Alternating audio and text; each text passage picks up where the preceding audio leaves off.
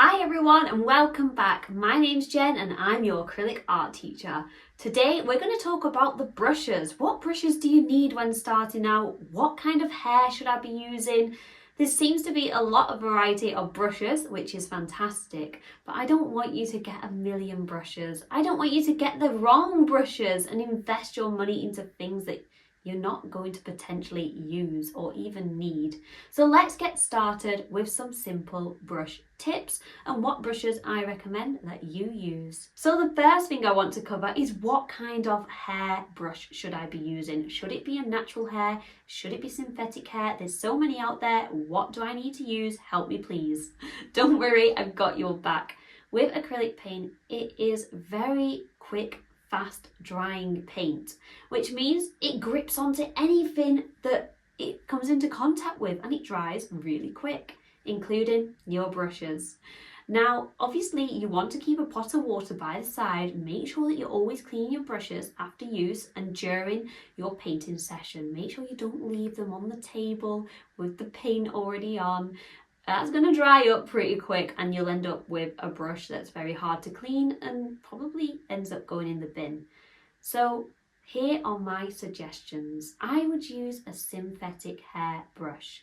The reason I would use synthetic over natural hair is because acrylic likes to grip onto anything and harden pretty quick. If you are going to spend all your money on natural hair, there are beautiful brushes out there and of course you can use them with acrylic. Your brushes are going to be really attacked and harshly attacked by the acrylic paint because it's such a heavy paint that just likes to stick like glue to anything. Oil paint is much more preferred to these types of brushes because it's not going to dry anytime soon, whereas acrylic will, so it can really ruin your brushes if you don't keep an eye on them and look after them properly.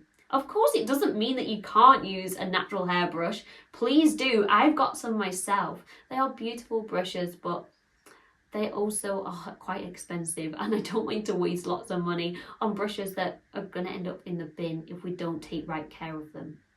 Saying that, natural hair brushes are brilliant for leaving characteristic brush marks. So if you're an impressionistic painter who likes to paste their paint on thick, or maybe you like abstract and you just like to leave character behind with every brush stroke, then them brushes might be for you.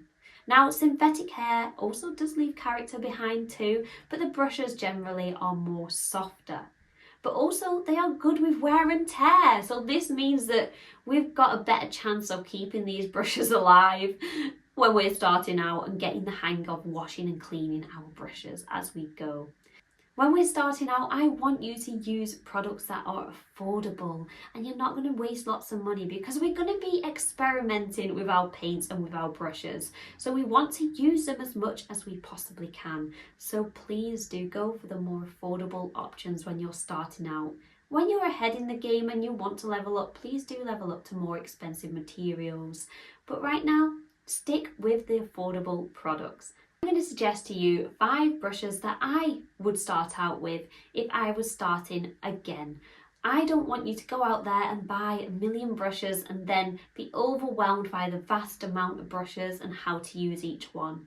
I think a limited toolkit is the best toolkit you can have when starting out. It really means you're going to utilize every single brush and push the boundaries with each brush. So I'm just going to suggest 5 today. So the 5 I'm going to suggest today are the fan brush, my favourite, the filbert brush, the flat brush, the round brush, and the detail brush. Right, so let me go through these one by one and tell you what you can do with these brushes to get you started. Number 1, the flat brush. It is a brilliant brush with very sharp edges. It's got quite nice character on it if you want some bold brush strokes. Abstract work, it's brilliant to have a flat brush on hand. Also, this brush is a brilliant brush to blend with. Because it is flat, you're going to scoop up a large amount of paint and you're going to be able to put that paint on with ease, knowing that you've got even coverage with your flat brush. Also, this brush is synthetic hair, so you'll notice all these brushes I am using at the minute are synthetic. They just work really well with acrylic. Now, this brush is a very long brush. You'll notice some of my brushes are long. It depends where you're working and what you're working on to what size brush you have. If you have a tall easel like me, behind me here, and you're working on a large canvas and you might just like stepping back and painting, a larger brush is going to be for you. If not, if you're painting on with a table easel or at a table, or maybe you're just using a small canvas and you like to sit up close or stand up close, then a smaller brush is going to be for you. Otherwise, you can't go wrong whether it's tall or short. It's entirely up to you and what surface you're working on. So this is the flat brush. This is the second brush that I am going to show you today. This is the round brush. The round brush is a brilliant brush. Again, comes in any size that you want. But the bigger the surface, the bigger brush you might want. So this is what a round brush looks like. With a round brush, you have this beautiful point at the end, which is great for doing little dots or little detailed areas where you don't need small intricate detail, but just a gentle amount of detail. For me personally, this brush acts as a great pencil. So what I do with this brush, I tend to draw with my watered down paint where I want things to be, where I'm blocking items in, objects in on my painting. So this is a brilliant brush to feel really free and to draw with, and because of the sharp tip, it allows you that nice detail at the tip. If you want to press on and get more out of your brush, then you can go ahead and press on with your brush too. A great use for this brush is also drawing lines. Again, with the sharp tip, it's really beautiful for that. Also petals, flowers. You could go on with this brush. There's so many things you could use this brush for, but for me personally, I like to draw with this brush. I just love drawing with the brush. At the start of each painting, I'll tint my canvas and then I'll start drawing where I want everything to be, whether that's the mountains by the lake or whether that's the people by the sea. I'll use this just to map out everything. Brush number 3, this is the filbert brush. The filbert brush is sort of a little hybrid. It is a flat brush, as you'll see, it's very flat, but it has a dome-shaped edge as well, which makes it quite nice and round. So this brush is another great brush for blending them soft edges. You see, we can scoop up a nice amount of paint, but you'll end up with soft, beautiful edges when it comes to blending because of the dome shape. It's a great brush for painting petals and flowers, again, with the dome shape there. It's just a brilliant all-rounder. You can use it on its side, you can use it on its belly for a larger amount of surface coverage. You can use the tip for some nice beautiful stippling marks. This brush is an all-rounder. You can use it for so many things. I would definitely get this in your toolkit. Again, this is synthetic hair. This one is a shorter handle, as you'll see, but I do have a taller one in there. Do overuse these brushes. These are my favourite just because you can use these for more or less everything. This is brush number 4, the detail brush. So with the detail brush, you'll see it's a very tiny brush. It's super tiny because it allows us to add that extra detail when we are coming towards the end of a painting and we need to just put in the marks, whether it be some lettering, maybe it's some nice highlights on the mountains over there, maybe it's faces, you're doing portrait and you need to get some freckles in or some nice lines in. These are brilliant for getting all them little tiny areas when it comes towards the end of a painting. So this brush does not have good coverage. So this is just for small intricate details. So just think about this as your refining brush. When you need to refine something and add the finishing touches, this is a brilliant brush. Also, it's brilliant for signing your signature at the end of your beautiful painting. So everyone knows that it's your art. Also, you can use the liner brush for that, but these are just as good.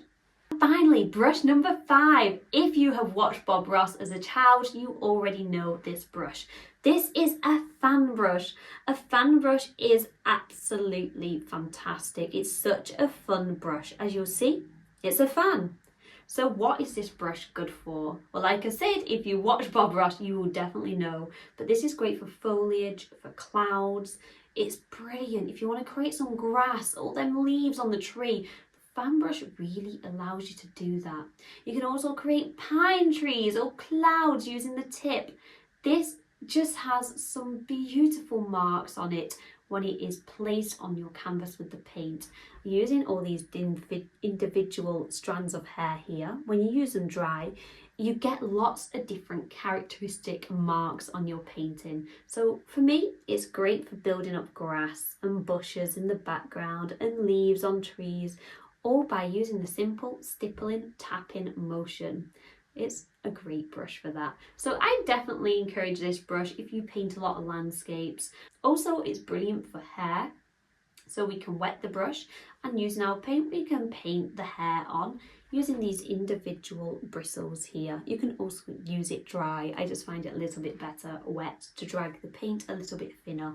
But there's no right or wrong. This is another great brush. So I hope you enjoyed this video. Let me know in the comments which is your favourite brush. I'd like to know if there's a brush I've not mentioned which is your favourite, which wasn't included. Let me know about that as well. So that's it. They are the 5 brushes that I would recommend. Remember, you do not need to buy lots of different types of brushes. 5 is a good amount of brushes. That's not going to overwhelm you, but it's going to encourage you to start painting. If you enjoyed this episode, give me a thumbs up, give me a subscribe, and let me know in the comments which is your favourite brush. I'd also like to say that I have opened up the doors to my membership for beginners in acrylic art. This is where I teach 4 different sessions every single month, and we paint live together. I'll be teaching different subjects, different techniques. Everything will be available on replay for just £20 a month. So let me know in the comments if that's something you're interested in, or click the link in the description box to find out more. And I'll see you in the next video. Bye everyone!